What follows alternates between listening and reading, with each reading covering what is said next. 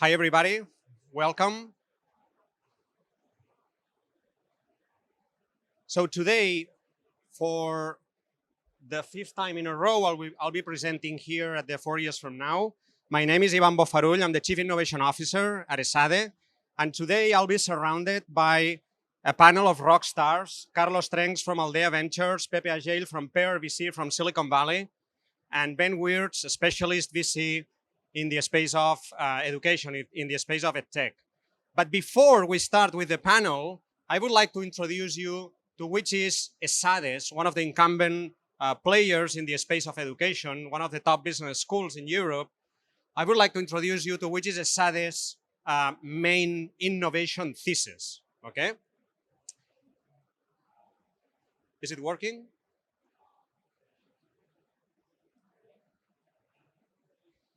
And before we start, I would like to introduce you to Alberto Arenaza. Alberto, are you here? Yes. Can you raise your hand? Okay, Alberto, he's an alum from Minerva, a new university in the Silicon Valley, and he is actually leading probably the main incubator and main learning community in the space of edtech in the world. But the good news and the great news is that he's going to raise a fund in the space of edtech. And this is great news for the whole industry and for innovation and for the venture space. Now, I want to ask you, how many of you believe that in the space of higher education, in the space of traditional universities, we still learn the way that we used to do it probably 100 years ago? How many of you? Raise your hand. How many of you believe that we still learn the same way as 100 years ago in traditional universities? Most of you. Now, how many of you believe that our kids are learning in a different way as we used to learn 30 or 40 years ago? How many of you believe that kids are learning in a different way? That's a huge contradiction, and that's a huge gap, actually. But I wanna tell you something. This is not something specific of education or learning. In every single industry, when we see new innovations, and specifically disruptive innovations, these happen outside of the core. New value is always created beyond the core. And this is what's happening in education and learning. We are witnessing a bifurcation between education, and specifically higher education in traditional universities, and learning. And this journey from education to lifelong learning is what I call radical decentralization, or DED. And this is the innovation space in education and learning that we are going to witness in the upcoming few years. And this radical decentralization is happening these days in a variety of ways. Take, for instance, in how we access to knowledge, right? We used to access to knowledge through average professors who had knowledge as something proprietary, right? Like a treasure that we had to access. Today, we can learn from the best. GSV Ventures talks about Hollywood meeting Harvard, right? Take, for instance, Masterclass, a platform which is probably the Netflix of education these days, that has raised more than 400 million in the last few years. But in the future, we are going to see access to knowledge in a totally different way, from accessing knowledge through professor slides to accessing to knowledge through decentralized autonomous organizations. When it comes to the learning experience, in the last few years, we have seen how we transition from learning in the same place and at the same pace, everybody at the same pace and in the same timeline, to some flexible learning. And this is why we have seen the eruption, as GSV Ventures mentions, of the weapons of mass instruction. Take, for instance, Engagely or Class Technologies, platforms that have raised in the likes of 100 million in the last few years, which are transforming synchronous learning and education. And also, in the future, we are going to see a totally different paradigm, right? My bet here, my asymmetric bet and Esade's bet, is that instead of having as a unit of learning credits, which means hours of our time, we are going to have a new unit of learning, which will be tokens. we are going to a space of tokenized education and learning, and this is why I believe that companies like Roblox can be truly transformative in how education and learning works in the future. And then when it comes to the credentials, because somebody has to validate what we learn, what we have witnessed in the last few years is that credentials are being less professor-centric and more peer-reviewed. However, what we see in the future is that, as we see in games like Axie Infinity, as you know, founded in Vietnam, we are going to see a transition from playing to learn to a new space called something like play to earn. Now, think about how in the future we could play in order to earn a job, which is something that would totally transform the business model of business schools and higher education altogether. Now, what we also know about disruptive innovations is that disruptive innovations never follow linear trajectories, are totally non-linear. And it means that besides turning all scarcities into new abundances, which is basically what exponential technologies do, and it is what we have seen with this radical decentralization, we also see new scarcities arising.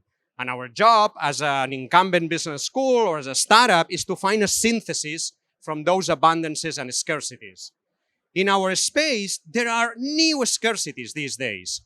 In a world of abundance of content, where we can learn every single skill in a very fast way, a new scarcity is these higher order skills, what I like to call the operating system of skills.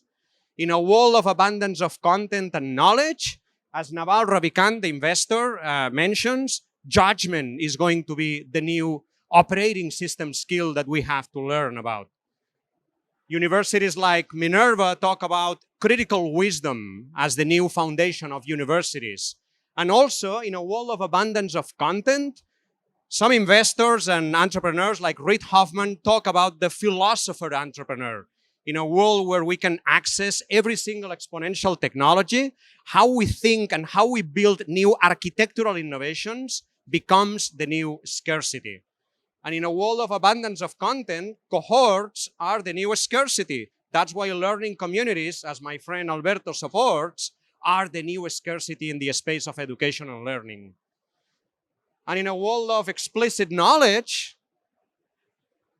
what happens is that invisible learning becomes the new scarcity. Take a startup like Sense, based in Israel, which is finding patterns on how we learn and creating learning archetypes for every single student so that professors can better give feedback to every single student in a personalized way. Now, what is Esade's innovation thesis or synthesis? Number one, university is going to become a hub of critical wisdom, the place where we learn those operating system skills, the place where we learn judgment, emotional regulation. But also, university is going to become a platform. What is a platform? What is university as a platform? It's a place where we become curators of at least three things. Curators of knowledge and content, for one. Number two, curators of learning communities.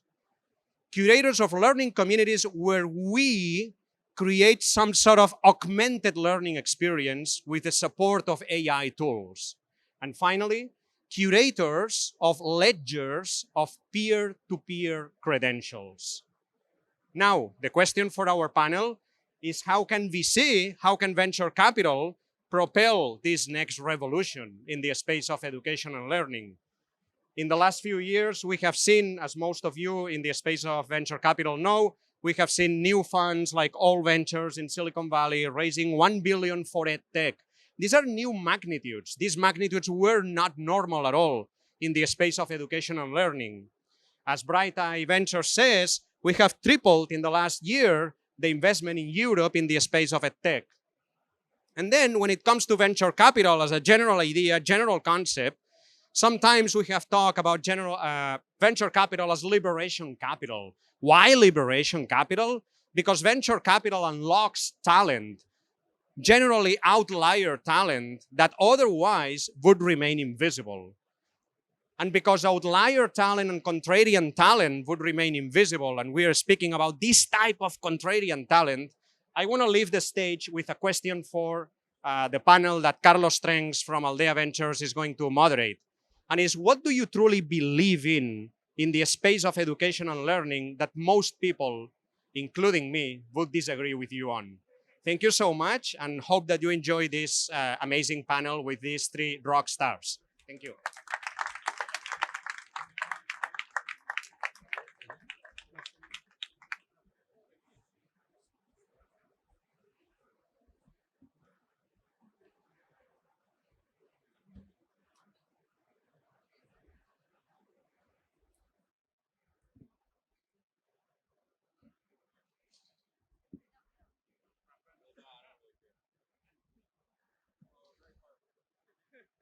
So thank you very much, Ivan.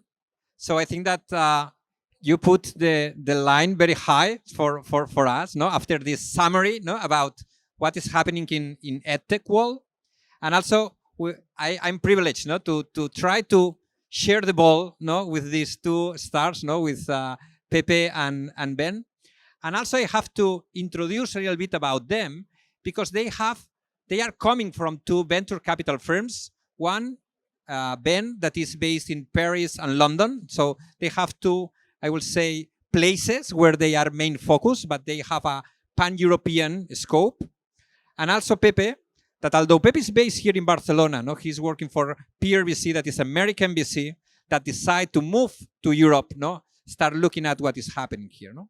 So an American VC looking at Europe, a French and UK VC looking at Europe, but also there's another difference.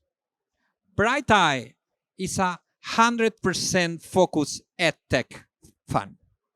So when we are talking about VC, in this case, this is a, I will say, thematic VC investing in one area. No? And there is another VC, in this case, Peer, that Peer is a more generalistic one. No? So they are looking at opportunities, no, on a broader thing. So the idea here is, under this American and European eyes, under this specialized and generalistic approach, try to discuss about edtech. No? So coming back to the Ivan question, no? How venture capital do you think is becoming the catalyst of the revolution of edtech?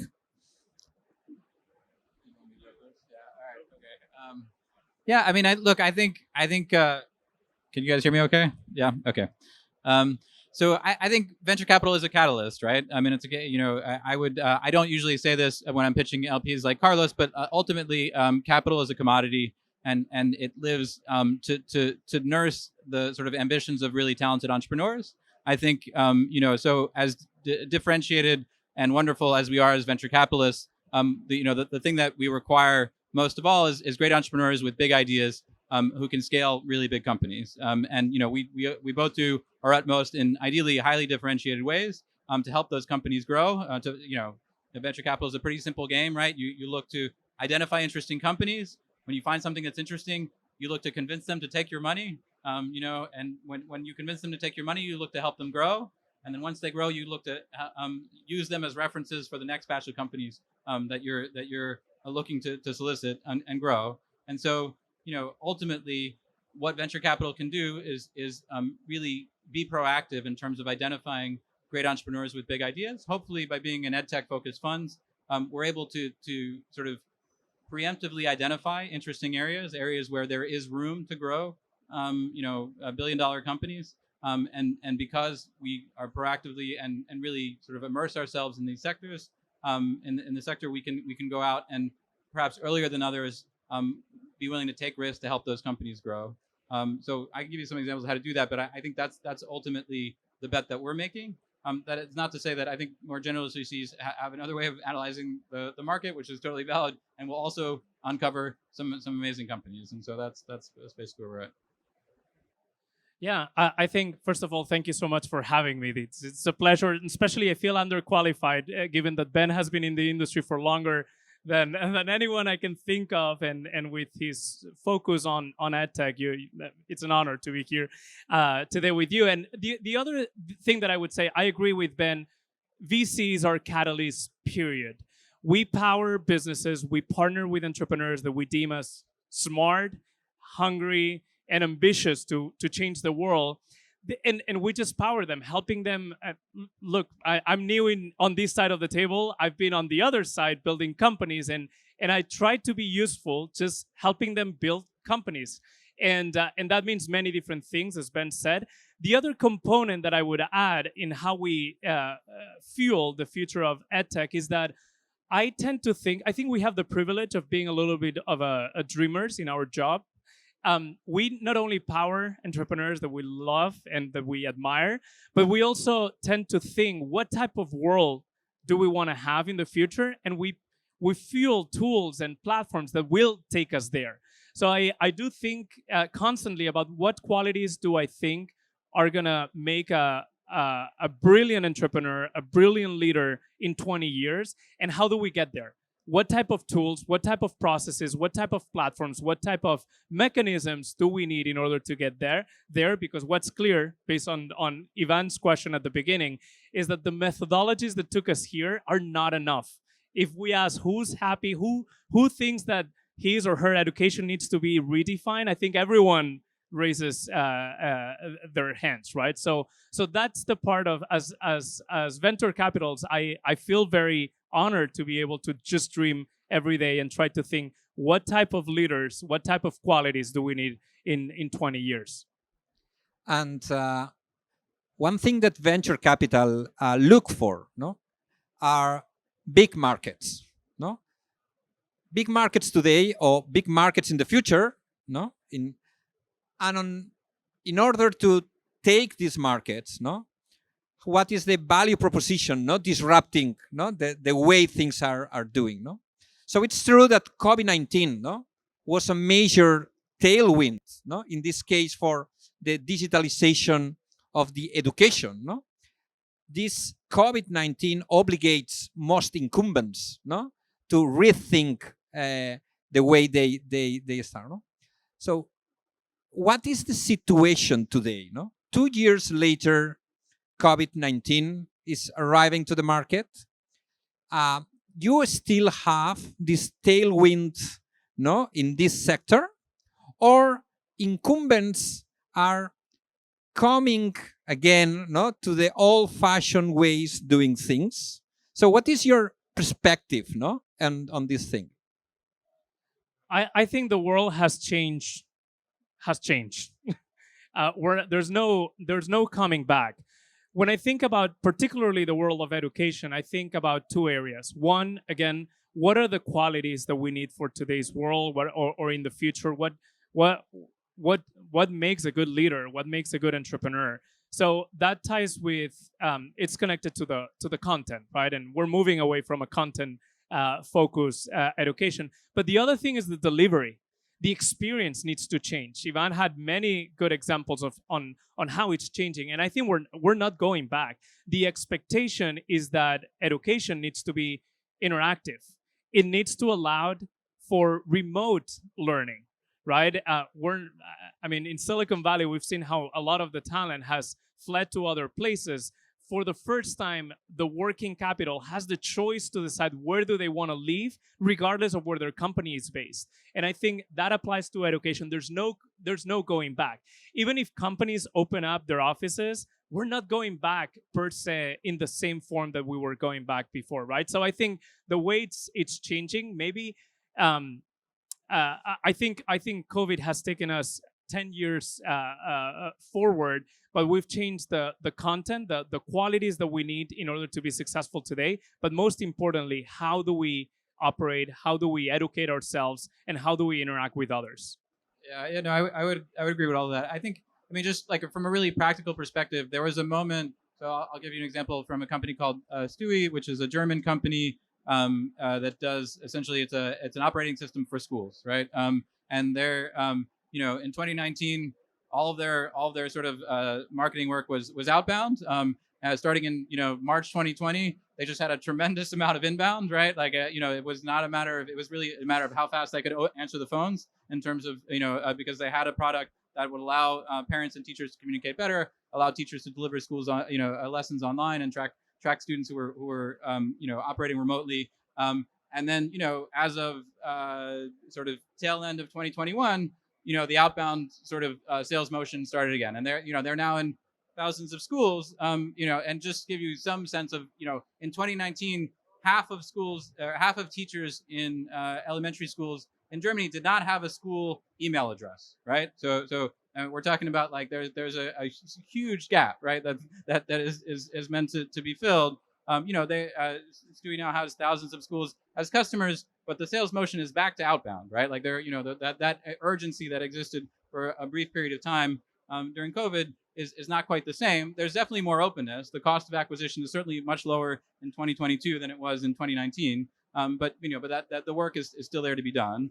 I think honestly, B2B is probably somewhere in between, right? Where like the openness, there's still a lot more openness. I think there's still a fair amount of momentum from COVID in terms of adopting new solutions. But if you have a language learning solution or a training solution which we're delivering in person, before, you're probably much more likely to look for an online solution today. But that window will also change, and the chance of you being having a revolutionary proposition just by having an online training as opposed to an offline training, right? That maybe exists for another 6 to 9 months, and then after that, it's really back to competition as usual with other online solutions. So anyway. So we were mentioned about market, no, and how the market has been accelerated, no, thanks to this COVID thing, no. But also there's another big trend, no, that is how technology is enlarging this market, no. So there is another concept, notice, that is lifelong learning, no, became an ever clear long-term trend, no, in education, no. Ivan was asking, no, how your kids are learning, no. But the thing is that children now is only a portion of all the education business, no, and how lifelong is becoming something new, no. You are also seeing this trend, no, in this diversification among education, no, as a opportunity. Yeah, so I think absolutely. I think if you look at it writ large, for those of us from the venture capital space, I think I'm a little narcissistic to begin with, but I think to some degree all the money that's going into venture capital is essentially creating this tremendous demand for talent, right? And it's not just venture capital, right? All the money that's been poured into tech over the last decade really has just created a massive imbalance in terms of the types of skills that are being looked for versus the types of skills that people are coming out of traditional academic education with. And so it's done a lot to increase willingness to pay for everybody, right? Parents' willingness to pay for their kids to get stuff that's non-standard in schools. Adults' willingness to pay for their own training. Companies willing to pay not just to train their own employees, but to pay for qualified employees that they haven't even hired yet. Right? I mean, the bonuses that are being paid just to find not just a qualified developer, but a qualified sales development rep or a qualified UX UI person is really significant. So I think just there's a tremendous war for talent.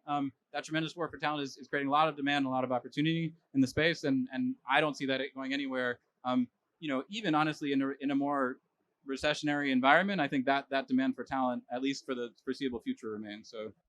And the other trend that I'm particularly excited about is first the passion economy. I mean, there is a new generation of talent that is just devoting their time, their hours, their efforts to the thing that they like the most, and they can become creators in that space. And for that, they need new tools, and they need new ways of learning that probably didn't new concepts, new skills that they didn't come from their traditional education.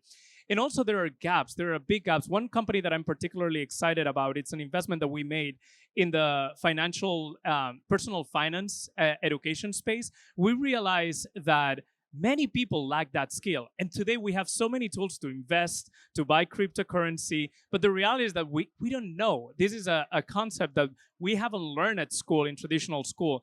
And it's a consumer product where it's called Parthian in the US. And we are helping, this company is helping anyone really to double down on their skills, their personal finance skills. These are things that we're not taught: how to ask for a loan, how to ask for a mortgage, how to save money. And in the US, that's a big thing. People don't typically know how to save money, or how to buy your first cryptocurrency, right? These are things that we're faced to learn. So to your point, I think not only there's the infrastructural investments, but there's also the consumer part of education, that it's long, it's lifelong, right? I mean, we can keep growing as personals, as individuals, and keep paying money into these tools. Yes, absolutely. And also talking about and thinking, no, about markets, no, and how these markets are enlarging. Now, try to think a little bit about geography, no. For sure, fundamental change is happening in the US and Europe. So most of the talent is coming from these two big regions. But although this entrepreneurial focus is in these regions, we are seeing emerging markets that are receiving this adoption of new things faster than these traditional markets, no? So similar to fintech, no? That this, I will say, tech innovations, no, are growing quickly, no, in those markets that there is not an alternative, no, and they are building from scratch. So are you looking at opportunities from Europe and US that are targeting markets outside these regions? Yeah, I mean, the short answer is yeah, but honestly, I think the market in Europe is still significantly underserved. So it's not at the top of our priority list. Honestly, it's not that I think there are funds and companies that will do really well in those markets. But if you look at the companies that raised the largest 10 rounds or in edtech in 2021, which you can find in a report that we did recently. I think 8 of those 10 companies, their primary market is Europe, right? And these are companies that are raising 80, 100 million plus rounds. Even Go Student, right, which is a valued multi-billion dollar valuation now. They don't have a market outside of Europe yet, right? And so I think there's a ton of value that's just uncovered. I think the statistic that we have is the education market in Europe is 1.2 trillion. The edtech market is something like 30 billion, whereas half of learning is happening online. So if you think about the gap, right, that gap, there's just a really big gap to mine, and that's what we're focused on. I would say that from a commercial perspective, though, I'm particularly excited about LATAM. So we've looked at companies that, even though they may be based in the US or in Europe, they do look at Latin America as a market, essentially because what I've seen is, so I think Ivan mentioned this, but in order to disrupt this market, you truly need to be a contrarian. There are a lot of incumbents that have been here for hundreds of years, right? When you think about the top universities, a lot of them are in the east and west coast of the US or big cities in Europe, right? And they've been around. They still have very strong, deep reputation, and that's very hard to change. What I've seen in the US, in LATAM, is that there are some of these platforms that maybe in European and US markets become an alternative to extracurricular education. So more like the academies where you would go do somewhere else outside university.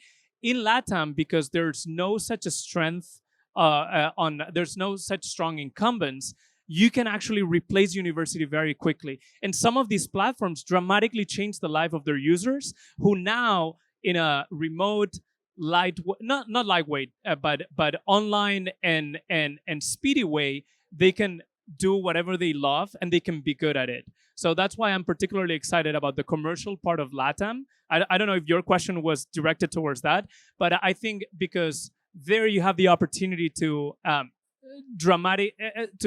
to become a replacement of the incumbents easier than you can do it in the States and in Europe. Absolutely.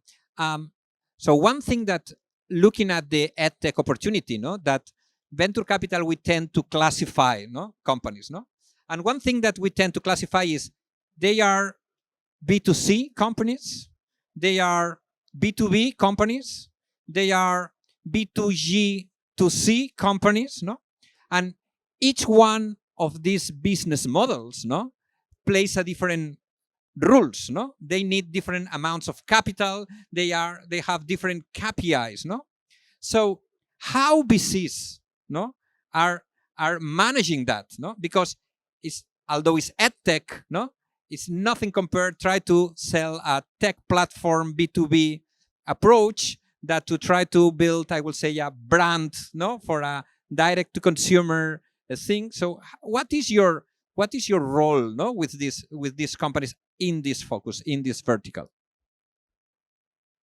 I can respond quickly because I'm not an edtech dedicated fund. So we have a very generalist approach. We invest in technology, and for me, education is an application of that technology, right? So for me, the way I think about it is, we believe blockchain will it's the new internet. It will change the way we do everything, and education is a particular application of that technology. So my approach is I look for amazing teams that have an extraordinary vision, and education, or changing the way education works today, may be one of the applications of their technology. But I'm more tech driven, same with AI, and less like education per se driven, right? So the way I look at the different models, from consumer to B2B to even B2G, B2 governments, I guess, to consumers, is an afterthought. Maybe it's part of the analysis that I do of the application of that technology, and I don't have a very systematic way of looking at these verticals from an education per se, just focused perspective, if that makes sense. Yeah, no, I think that makes sense, and honestly, it's a good thing for edtech companies that, generally speaking, if you find an investor who understands your business model and they, and everything else looks good, they don't really care that much whether you're an edtech company or not. What they care about is whether you're a company that's going to grow to 100 million in revenue in a relatively speedy way. And if they can develop that belief and they think they can help you, then they'll probably at least be interested in putting a check in. I do think, in terms of what the dynamics look like, for us, about half the companies we invest in are B2C, about a quarter are B2B, corporate learning of some kind, and a quarter are B2G. What you'll see typically on the, I think the B2C companies, good B2C ed tech companies look like good B2C companies. There's not a ton of difference in terms of what the numbers look like.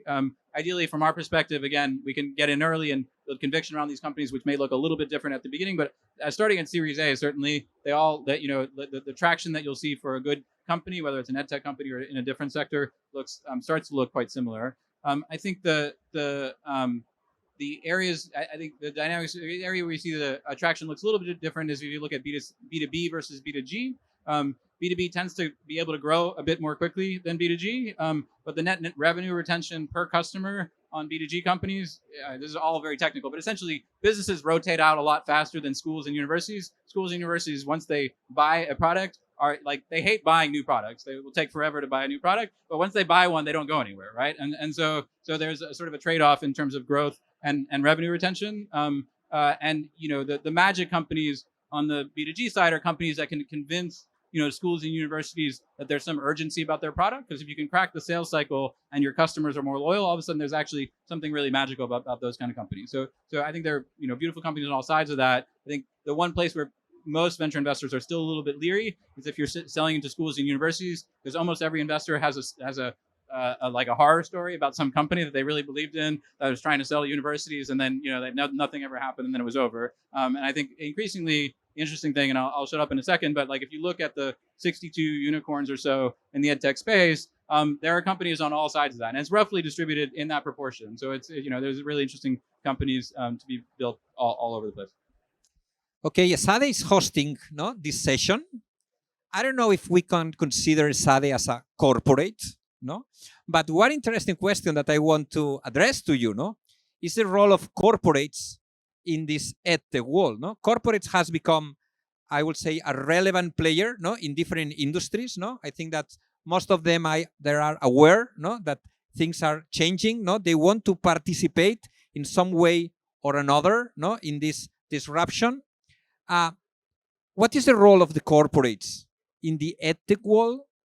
And I don't know if you can identify one example that a corporate that is doing great in this world. No, I don't know. Oh, there is an opportunity, no, for a corporate to participate, to invest, to collaborate with this new trend of edtech companies.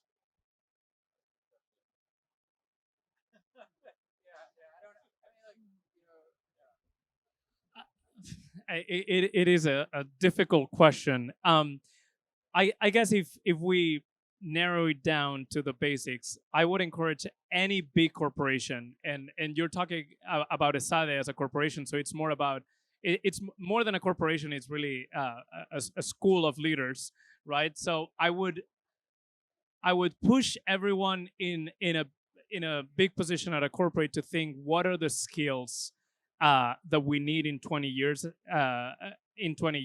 and how can my processes, my organization, and my tool as a platform help us get there, right? So if you're a school, and I mean, and I need to be critical about I'm a mechanical engineer. I don't think I've used any single thing that I learned in 5 years of school in my work day. Not a single thing.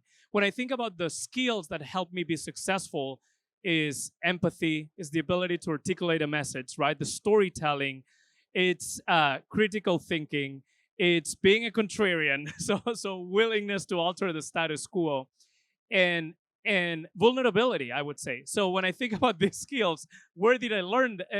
Where did I learn them? I mean, definitely not in my university, and I'm not going to mention the name here.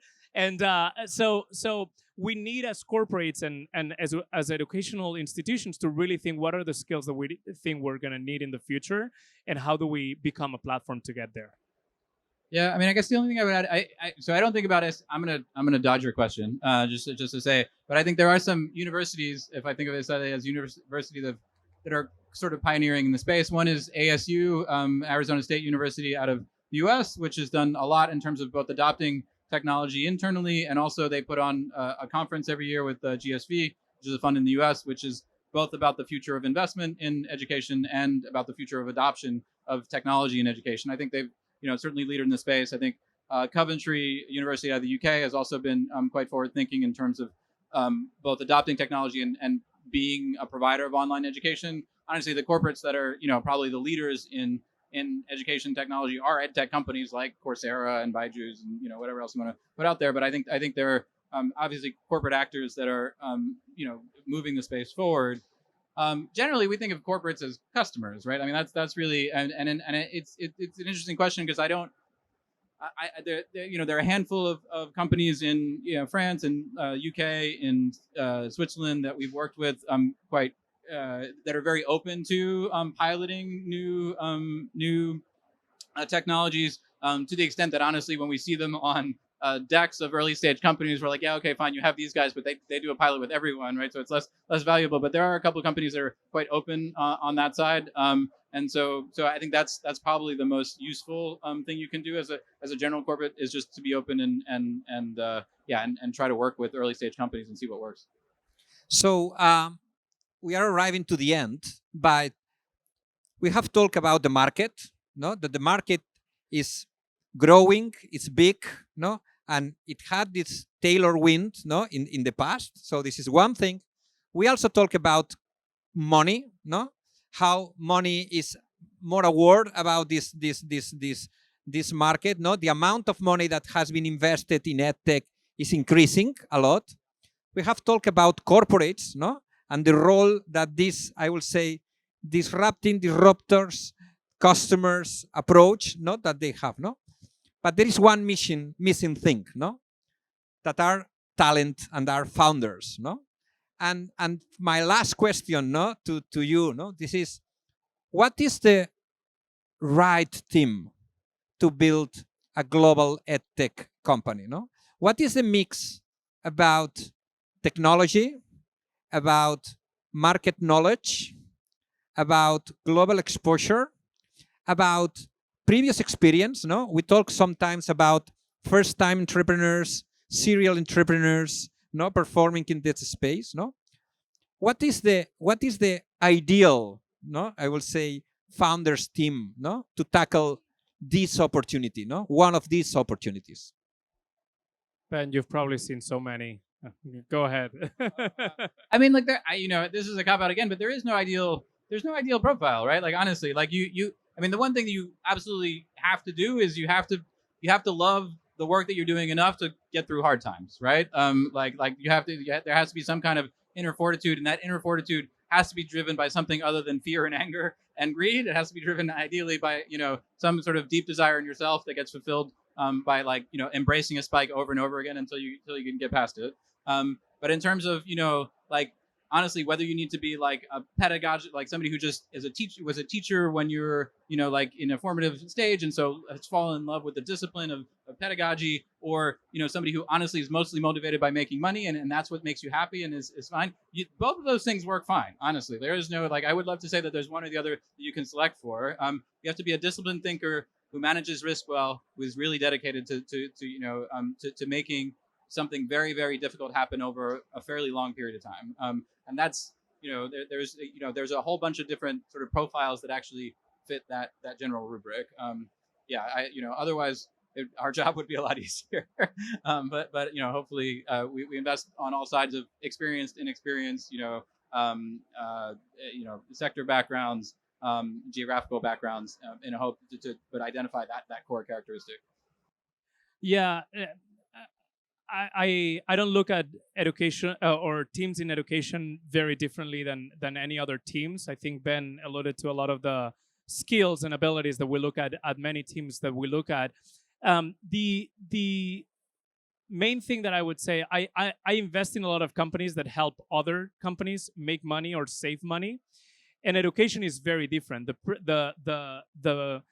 The mission, the vision, the way it works is very different. So I would double down on passion. I think most of the most successful entrepreneurs I've seen in this vertical are people with big devotion for what they're doing and for changing the world. It requires an eagerness to change the way things work and to helping others be successful. And the other thing, we've talked about being contrarian, but I do think there's a lot to be disrupted, and many incumbents that are in fixed, secured, and kind of unmovable positions, and you're gonna go through hard times. It's a long-term bet, right? It's changing education and transforming the way we learn. Probably is I think it's the case in many companies, but this particularly in this sector, you need to be willing and eager to be here for more than 10 years. Final question. We are here in 4 years from now, no? So my question is, say one company in the edtech space that in 4 years from now, no, you think that can be one of these, I would say, disruptors, leaders, not that are, I would say, being admired by some that. No, I can start by myself. No, in Aldea, we have invested in a company that is called Edpuzzle. No, Edpuzzle is based in San Francisco and also Barcelona, and they are trying to change the way you teach through video. No, so how video is integrated in normal classrooms. So I truly believe that Edpuzzle, no, will be one very interesting company to follow, no, and to see in 4 years from now, no. In the case of Bright Eye, no, for instance, in your portfolio, what is your sure bet? Why are you making me pick one of my 32 companies? I think this is like a terrible spot for a VC to be in. I think I will name a company that I'm naming mostly because I think otherwise it will completely fly under the radar. I think a lot of the B2C stuff is much more obvious, but you asked at the beginning about markets or how it is that venture capital companies can be disruptors. I think one of the biggest axes of differentiation or of value add for edtech companies is just moving the cost down of education in a lot of different ways. Which is why we're so interested in marketplaces, because marketplaces are generally very effective ways of reducing costs. So there's a company called Zen Educate, which is in our portfolio. If you think about the $8 trillion education sort of global spend on education every year, roughly $2.5 trillion of that is spent on teacher pay in K-12. And so what Zen Educate does is it's essentially a marketplace for supply teachers, right? So it's just all they do is more efficiently place substitute supply teachers into schools in the UK, and then they're starting in the US as well. The impact of that is because they're using technology to automate a lot of the processes, they can pay teachers more, they can charge schools less. The fill rate on classrooms, actually having teachers in classrooms, has a tremendous pedagogical impact for kids. And so it's not that I think in 4 years everybody's going to have this on the tip of their tongues, but I think they have a really good product that is actually making a meaningful difference, and I think they will grow just as a result of that, and hopefully have a tremendous impact under the hood. So that's why I'm calling them out. But Yeah, no, I think similar, and I think I mentioned them already. But I really like this company that I started working with in September called Parthian in the U.S. It's a team out of Carnegie Mellon, really passionate about education, and particularly excited to help change the way we perceive personal finance, right? And it's a consumer platform where in a very interactive way you learn with action-based modules. It's almost like TikTok, but for personal finance. You see these videos that are very practical, and at the end of the video, you go do something. Buy your first crypto, or open up an account at Robinhood, or whatever it is that connects your educational process with what you actually do in life in the realm of personal finance. So it has been a privilege, no, to be here. First of all, listening Ivan, no, and talking about how, no, the edtech world is disrupting, no, it's been disrupted, no, and how in this case, Esade, no, as a university, as a business school, is rethinking, no, and talking about this platform, no, methodology, and it has been a pleasure, no, to have the capital, no, the people that is fueling, no, the entrepreneurs in order to build this thing. So thank you very much. Thank you very much again. Thanks for having us.